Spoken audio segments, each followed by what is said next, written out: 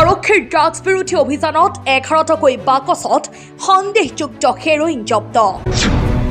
বৰপেটা জিলা আৰক্ষীয়ে ড্ৰাগছৰ বিৰুদ্ধে আৰম্ভ কৰা কঠোৰ অভিযানৰ অংশ হিচাপে তাৰাবাৰী আৰক্ষীয়ে যোৱাকালি এটা উল্লেখযোগ্য সফলতা অৰ্জন কৰিছে। জ্যেষ্ঠ আৰক্ষী অধীক্ষক সুশান্ত বিশ্ব শৰ্মাৰ বিশেষ নিৰ্দেশ অনুসৰি জিলা অপৰাধ শাখাৰ অতিৰিক্ত আৰক্ষী অধীক্ষক বিদ্যুৎ বিকাশ বৰা ভূঞা আৰু সদৰ উপ আৰক্ষী অধীক্ষক জিতেশ বৰ্মনৰ তত্বাৱধানত অভিযানটো চলোৱা হয়। গোপন সূত্ৰৰ তথ্যৰ ভিত্তিত তাৰাবাৰী থানাৰ ভাৰপ্ৰাপ্ত আৰক্ষী বিষয়া সঞ্জয় কুমাৰ ৰয়ে মাছদিয়া আৰক্ষীৰ সহযোগত মাছদিয়া অঞ্চলত ড্ৰাগছ বিৰোধী তালাচী অভিযান আৰম্ভ কৰে। এই অভিযানৰ বিষয়ে খবৰ পাই সন্দেহজনক ড্ৰাগছ সৰবৰাহকাৰীয়ে তীব্ৰ গতিত বাহন চলাই সৰ্থেবাৰী দিশে পলায়নৰ চেষ্টা কৰে।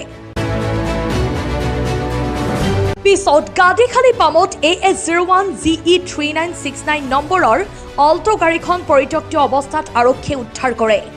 সদৰ উপ আৰক্ষী অধীক্ষক জিতেশ বৰ্মন, চেঙা চক্ৰ বিষয়া তথা দণ্ডাধীশ মীনাক্ষী বৰ্মন আৰু পৰিবহণ বিভাগৰ বিষয়াৰ উপস্থিতিত গাড়ীখনত তলাচী চলোৱা হয়। তলাচীত আৰক্ষীয়ে উদ্ধাৰ কৰে 11টাকৈ চাবোনৰ বাকচ, যাৰ ভিতৰত আছিল সন্দেহযুক্ত হেৰোইন। জব্দ কৰা হেৰোইনৰ মুঠ ওজন 123.85 গ্ৰাম আৰু বজাৰৰ মূল্য প্ৰায় 25 লাখ টকা বুলি অপৰাধ শাখাৰ অতিৰিক্ত আৰক্ষী অধীক্ষক বিদ্যুৎ বিকাশ বৰা ভূঞাই জানিবলৈ দিয়ে আৰু কয়, জিলাজুৰি ড্ৰাগছৰ মূল শিকলি ভাঙিবলৈ আমাৰ অভিযান অব্যাহত থাকিব। আজিৰ জব্দকৰণ সেই অভিযানৰ অংশহে। আৰক্ষীয়ে পলাই যোৱা ড্ৰাগছ সৰবৰাহকাৰীৰ সন্ধানত তৎপৰতা অব্যাহত ৰাখিছে। বৰপেটা বহৰীৰ পৰা লতিফ খানৰ ৰিপৰ্ট, তাৰাবাৰী লাইভ।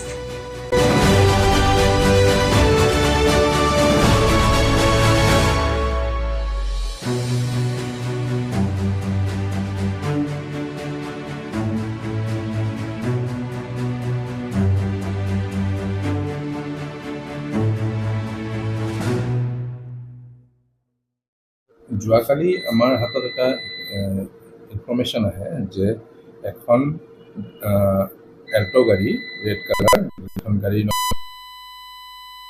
GE 3969, সেই গাড়ীখনত চোৰাংভাৱে ড্ৰাগছ হেৰোইন সৰবৰাহ কৰি কেইজনমান মানুহ বৰপেটালৈ আহি আছে গুৱাহাটী দিশৰ পৰা।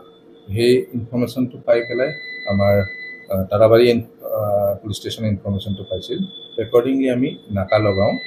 নাকাত আমি গাড়ীখন যেতিয়া আমাৰ নাকা পাৰ্টিৰ সন্মুখত আহে, তেতিয়া গাড়ীখনে তাৰ পৰা পলায়ন কৰে। তো আমি পিছে আমাৰ নাকা পাৰ্টিত থকা পাৰ্টীয়ে পিছে গাড়ীখনক ফ'ল' কৰি খেদি যায়।